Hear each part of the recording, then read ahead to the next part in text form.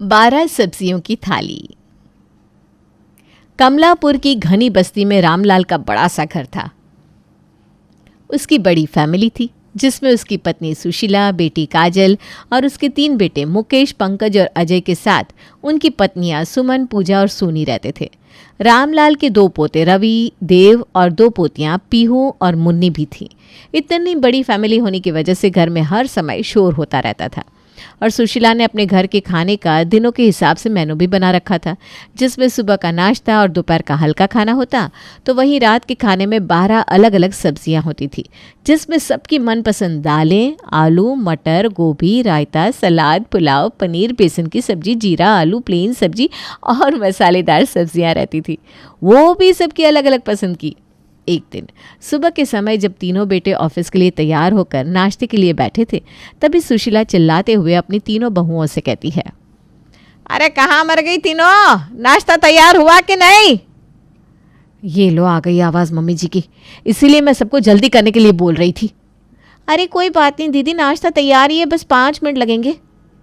5 minute में तो mummy जी हमारी खटिया खड़ी कर देंगी। अब ज़्यादा बातें ना बनाओ, दोनों जल्दी नाश्ता लेकर चलो।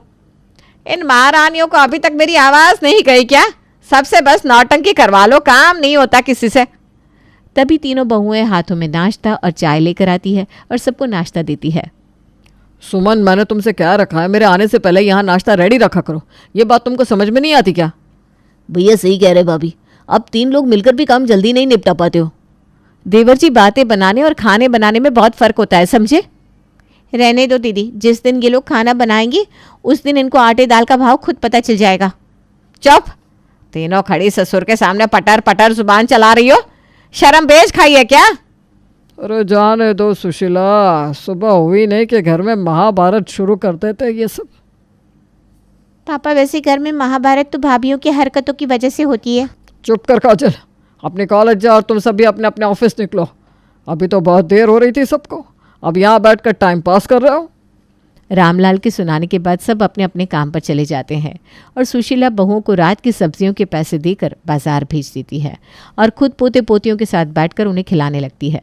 बहुएं अपना अपना थैला लेकर घर से बाजार की तरफ बातें करते हुए जाने लगती है। पता नहीं मम्मी जी को हमसे क्या दिक्कत है, हम सबके इतना मेहनत करने के बाद भी हमेशा हमको सुनाती है। तभी सुमन को रास्ते में गोलगप्पे का ठेला नजर आता है। वो तुरंत उन दोनों से कहती है, अरे छोड़ना मम्मी जी का, ये तो उनका रोज़ का है। ये बताओ, तुम दोनों गोलगप्पे खाओगी क्या? अरे ये भी कोई पूछने की बात है दीदी, चलो ना। अब वो तीनों मज़े से गोलगप्पे खाती हैं। उसके बाद मार्केट से ताज़ी ताज़ी सब्जियां चुनकर खरीद रही होती है। तभी एक दुकानदार उनसे पूछता है, अरे भाभी जी, आपके घर में रोज़ रोज़ दावत होती है क्या? नहीं तो भैया, क्यों, क्या हुआ? नहीं, मैं बस इसलिए पूछ रहा था क्योंकि आप तीनों रोज़ थैला भरकर सब्जियां ले जाती हो ना। भैया, हमारे घर का खाना किसी दावत से कम नहीं है। रोज़ 12 तरह की सब्जियां खाते हैं हमारे घर वाले। क्या 12 तरह की सब्जियां बनाते हैं आप लोग, वो भी रोज़? अरे चौंक मत बबलू, ये अपने बाबूजी की बहू है। अच्छा बाबूजी की, तब तो क्या ही कहना है। माफ़ करना भाभी, मैंने आपको पहचाना नहीं। अरे वाह दीदी, पापा जी तो पूरे मोहल्ले में मशहूर लगते हैं। होंगे, इतना बड़ा परिवार पूरे शहर में ढूंढे ना मिले। इन सब के लिए तो हम सब 8 बाजुबा होंगे। सुमन की बात सुनकर पूजा और सोनी ठहाके लगाकर हंसती है। फिर पूजा सबसे कहती है, दीदी मैंने आलू, गोभी, पालक, मटर, टमाटर, पनीर, शिमला मिर्ची, कटहल, कद्दू ये सब ले लिया है। और कुछ लेना है क्या? अरे बस सही है, आज का हो जाएगा, कल के लिए तो फिर से आना ही पड़ेगा ना। लेकिन दीदी सब मिलाकर अभी 9 सब्जियाँ ही हुई हैं। अरे मेरी माँ, तू अपना ज़्यादा दिमाग ना लगा, दालें भी तो है ना, हो जाएगा। चल अब, वरना मम्मी जी फिर कहेंगी सैर करने निकल गई थी क्या। चलो दीदी, वैसे भी मुन्नी अब तक रोने लगी होगी। अब तीनों जल्दी से घर आ जाती हैं। घर में घुसते ही सुशीला तीनों को देर से आने के लिए सुनाने लगती है। आ गई करम जलियों, मैंने तुम तीनों से कहा था ना घर जल्दी आना। मम्मी जी। चुप कर हकली, तुझसे सही से बोला भी जाता है क्या, या बस मुझे दिखाने के लिए नाटक करने लगती है? क्या हुआ मम्मी जी, हम ताज़ी सब्जियां ढूंढ रहे थे ना, इसलिए आने में देर हो गई। भाभी, मुन्नी ने रो रो कर हमारा बुरा हाल कर रखा था। सोनी भाभी को तो उसकी कोई चिंता ही नहीं है। सोनी ये सुनकर चिंता दिखाते हुए मुन्नी को गोद में लेने के लिए तेजी से आगे बढ़ती है, लेकिन तभी सुशीला फिर से उसे ताना मारती है। रुक, अब वहीं खड़ी रह, नौटंकी कहीं। अभी तक तुझे मुन्नी की याद नहीं आई? जब काजल बोली तो मेरी मुन्नी कर रही है। रहने दो माँ, मेरी सारी भाभियाँ गांव की है तो बाहर निकलकर शहर देखने लगती होंगी, है ना भाभी? बढ़िया ये शहर दिखाने वाली, चिड़ियाघर में रहकर शहर देखने की इच्छा पहले ही मर चुकी है मेरी। शांत रहो ना दीदी, क्यों हमारी लंका लगवाने पर तुली हुई हो? अब खड़ी खड़ी भजन कर रही हो क्या तीनों? जाओ जाकर खाने की तैयारी करो। आज रात में कोई ड्रामा किया तो बताऊंगी तुम सबको। तीनों बहुएं सिर झुकाकर किचन में जाकर अपने अपने काम में लग जाती है। सोनी सब्जियां काटने, पूजा चावल और आटा और सुमन अलग अलग सब्जियों के मसाले तैयार करने लगती है। वे सब अब आपस में अपनी सास की नकल बनाकर एक दूसरे के मजे लेने लगती है। अरे करम जली, आटा सही से गूंथना वरना तेरी खैर नहीं। ध्यान से काम कर, अगर तेरी सब्जी काटते हुए उंगली कटी ना तो नौटंकी मत करना।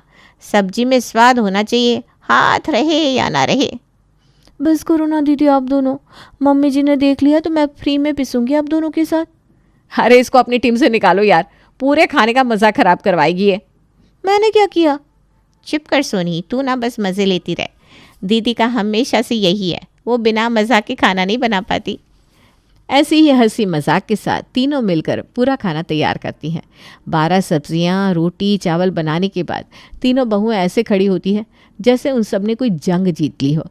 तभी सुशीला के चिल्लाने की आवाज़ सबके कानों में आती है। चलो सब खाना खाने, अब खाना लगाओ महारानियों।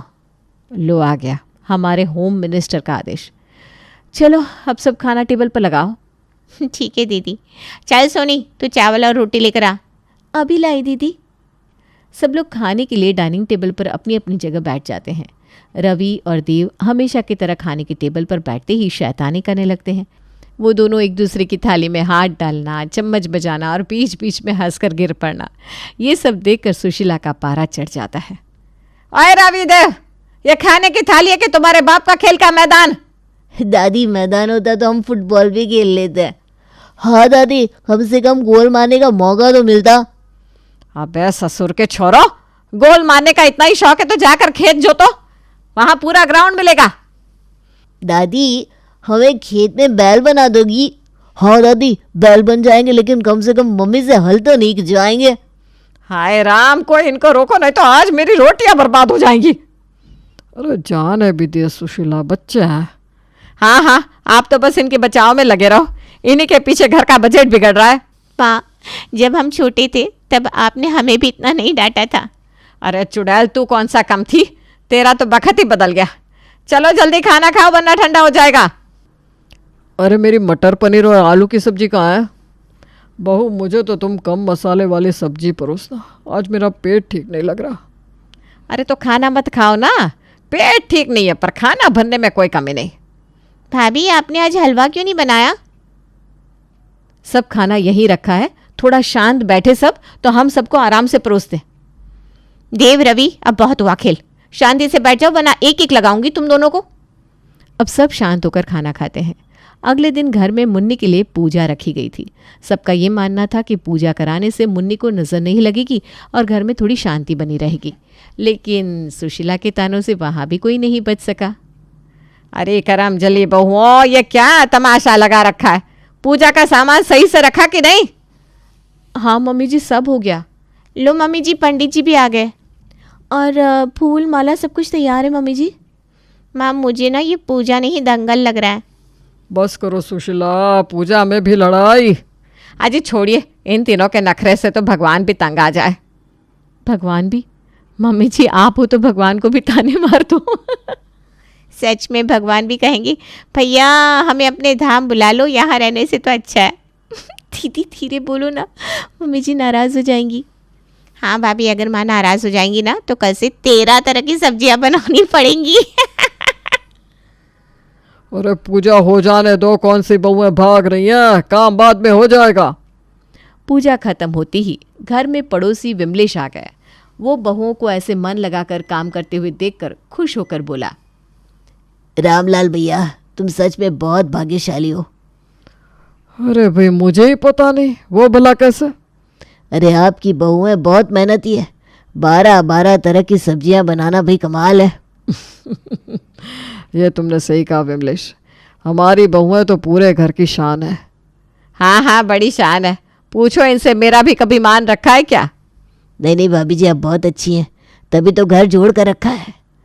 थोड़ी देर बाद बाहर निकलते ही विमलेश पड़ोसियों से फुसफुसाने लगा।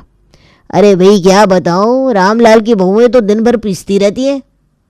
मैंने भी सुना है, बेचारी दिन भर काम करती है, ऊपर से सास की गालियां भी खाती है। ये सुशीला भी तो बड़ी तेज है, बहुओं को चैन से बैठने नहीं देती। सच में ऐसा लगता है कोई गुलाम रख रखा है। रामलाल घर के अंदर बैठकर खुश था कि उसके मोहल्ले में उसकी तारीफ हो रही होगी, जबकि बाहर उसकी बदनामी हो रही थी। उधर काजल कॉलेज गई तो उसकी दोस्त रूबी को पता चला कि उसके घर पर रोज 12 तरह की सब्जियां बनती है। अरे वाह काजल, तब तो तू रोज दावत का मजा घर में ही लेती होगी। हाँ हाँ, सो तो है। आज रात ना मैं तुम्हारे घर डिनर करूंगी। सच में? लेकिन रोज़ तो ऐसा ही खाना बनता है। अरे यही तो खास बात है, मैं ट्राई करना चाहती हूँ। शाम को रूबी काजल के साथ घर डिनर करने आई। बहुओं ने खुशी से सबके लिए खाना परोसा। वाह, इतनी सारी सब्जियाँ। हाँ, लेकिन तुम्हें जो पसंद है वही खाना। मुझे बैंगन पसंद नहीं, लौकी भी नहीं, कद्दू भी नहीं। तो बोलना बहुओं से तेरे लिए रोटी चटनी बनवा दूं क्या? नहीं नहीं आंटी जी, मैं दाल खा लूँगी। अब समझ में आया, 12 सब्जियाँ बनाना आसान नहीं। हाँ, रोज़ यही तो होता है। अब अगर कोई पूछे कि तुम लोगों के घर में क्या खास है तो बोल देना सब्जियों की दुकान है। सही कहा बहू। सच में रोज़ रोज़ 12 सब्जियां खाना भी कोई आसान काम नहीं है। रूबी खाना खाकर अपने घर चली गई। इधर काजल को लगा कि शायद रूबी को 12 सब्जियों वाला खाना पसंद नहीं आया, लेकिन उसने कुछ नहीं कहा। अगले दिन रामलाल और सुशीला बाजार गए। दोनों आराम से बाजार में घूम रहे थे, तभी सामने से विमलेश अपनी पत्नी सुनीता के साथ जा रहा था। दोनों बहुत परेशान लग रहे थे। दोनों आपस में फुसफुसाते हुए जा रहे थे। तभी रामलाल उसको आवाज़ लगाता है। अरे विमलेश भैया, क्या हुआ? ऐसे मुंह लटकाए कहाँ जा रहे हो भैया? अरे क्या बताऊं रामलाल भैया, बेटे की शादी है, कोई रिश्तेदार साथ नहीं दे रहा, लोग हंसी उड़ा रहे और अभी तक घर का सारा काम भी अधूरा पड़ा है। हाँ भाभी जी, इतनी चिंता हो रही है कि हमारी तो रातों की नींद उड़ गई है। अरे अरे सुनीता, इसमें परेशान होने की क्या बात है? रिश्तेदार तो हंसी उड़ाने के लिए ही होते हैं, मदद के लिए नहीं। सही कहा, आप हमारे पड़ोसी हैं, हम आपकी मदद नहीं करेंगे तो कौन करेगा? पर भैया आप इसमें क्या कर सकते हैं? ऐसा करिए, हमारी तीनों बहुओं को एक दिन के लिए ले जाइए, वो चुटकियों में आपका सारा काम निपटा देंगी। पर भाभी जी, ऐसे अच्छा थोड़ी ना लगता है। वो आपकी बहू हैं, हमारी नहीं। बहू ये क्या सोचेंगी? अरे ज़्यादा सोच विचार छोड़ो भाभी जी, मेरी तीनों बहुएं गांव की हैं, उनके लिए ये काम खेल है समझो। भाई वाह, कितने अच्छे पड़ोसी मिले हैं हमें। सच में रिश्तेदारों से ज़्यादा तो आप लोग हमारे अपने हो।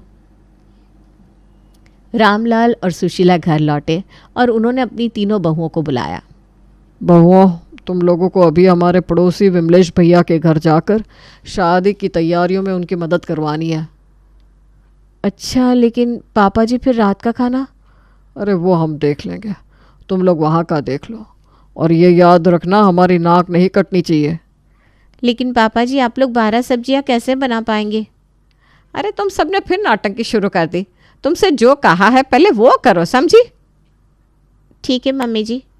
तीनों बहुएं एक दूसरे की तरफ देखकर खुश होते हुए विमलेश के घर पहुंची। विमलेश और सुनीता ने उनको बहुत अच्छे से सारा काम समझा दिया। वहाँ का काम देखकर वो तीनों हंसने लगी। बस आंटी जी, यही काम है क्या? हाँ बेटा, बस यही काम है। मुझे तो भाई ये सारे काम देखकर चक्कर आ रहे हैं। अरे भाई, जितना यहाँ की दावत में काम है ना, उससे ज़्यादा तो हम रोज़ अपने घर में ही कर लेते हैं। हाँ, मुझे तो लग रहा है आज तो हम जैसे पिकनिक पर आए हैं। ये तो चुटकियों का काम है, चलो फटाफट निपटा देते हैं। अब तीनों मिलकर मज़े मज़े में वो काम खुशी से करने लगती है। और इधर रामलाल और सुशीला रात के डिनर के लिए अपने तीनों बेटों मुकेश, पंकज, अजय और काजल, रवि और पीहू के साथ मिलकर किचन में 12 सब्जियां, पुलाव, रोटी बनाने की तैयारी में लग जाते हैं। लेकिन जल्द ही उन सब पर जैसे आफत टूट पड़ी। अरे कोई पानी दो मुझे, ये प्यास काटती आंख में आग क्यों लग रही है? भैया, चश्मा लगा कर काम किया करो। अरे माँ, ये आटा तो मेरे हाथ में चिपक गया। सत्यानाश कर दिया पंकज तूने आटे का। ऐसे गूथा जाता है क्या आटा? अरे मुझे क्या पता माँ, मैं थोड़ी ना रोज़ रोज़ करता हूँ। भैया तुमने पानी कितना डाला था? बस आधा बाल्टी। भैया हम सबको इस आटे से रोटी बनाकर खानी थी, डायरेक्ट आटा घोल कर नहीं पीना था। हाय राम, आटा गूथ रहे हो या दल दल बना रहे हो? छोड़ इसे नालायक, मैं ठीक करती हूँ। सत्यानाश कर दिया आटे का। दादी नमक नहीं मिल रहा। कोई बात नहीं, ये रहा सफ़ेद डब्बा, इसमें नमक होगा, डाल दे इसे। रवि अब नमक की जगह पिसी हुई चीनी को नमक समझकर सब्जी में डाल देता है। वो सब किसी तरह 12 सब्जियां, पुलाव और रोटी बनाते हैं और खाना खाने बैठ जाते हैं। हाय राम, ये सब्जी इतनी मीठी क्यों है? अरे लगता है रवि ने नमक नहीं चीनी डाल दी थी सब्जियों में। माँ अब क्या करे? क्या करोगे, खाओ अब 12 तरह की सब्जियों का हलवा। वैसे भी आज के मेनू में हलवा था जो हम सब मिलकर नहीं बना पाए। चलो आज हलवे में भी वैरायटी मिल गई। दादी ये रोटियां तो जल गई हैं, इन्हें कैसे खाऊं? हे भगवान, हमने बहुओं को दूसरे घर भेजकर अपना ही सत्यानाश कर लिया। अब तुम सबको पता चला होगा कि बहुएं कितनी मेहनत करती है। वो 3 होकर भी सब अच्छे से कर लेती है, और हम लोग 8 मिलकर भी एक सब्जी ढंग की नहीं बना पाए। अब किसी तरह खाना बनाकर तो खा लिया, पर कोई सब्जी जली हुई थी, कोई बेस्वाद। खाना खाने के बाद सबने कसम खाई कि दोबारा कभी किसी खाने में कमी नहीं निकालेंगे। भाई हमसे नहीं होगा रोज़ 12 सब्जियां बनाना। पता नहीं तीनों भाभी ये कैसे कर लेती हैं। सच कहा, हमारी तो एक दिन में ही जान निकल गई। और हम सब रोज़ भाभीयों के खाने में कमी निकालते थे, जबकि वो कितने मन से अच्छा खाना बनाती है। तभी दरवाजे की घंटी बजी और तीनों बहुएं घर लौट आई। उन्होंने देखा कि पूरा घर तहस नहस पड़ा था और सब लोग सुबह के 4 बजे खाना खाकर बैठे थे। बहुओं, अब अपनी रसोई तुम खुद संभालो भाई, हमसे नहीं होगा। सुशीला अपनी जगह से उठी और उसने गुस्से में जाकर किचन के बाहर लगे मेनू को फाड़ दिया। ये देखकर तीनों बहुएं चौंक गई। और ये मम्मी जी को क्या हुआ? आज से इस घर में सिर्फ 4 से 5 सब्जियां बनेंगी। 12 सब्जियों का झंझट खत्म। ये सुनकर सब खुशी से तालियां बजाने लगे। तीनों बहुएं इस बात से बहुत खुश हुई और इस तरह घर में शांति लौट आई और 12 सब्जियों का आतंक हमेशा के लिए खत्म हो गया।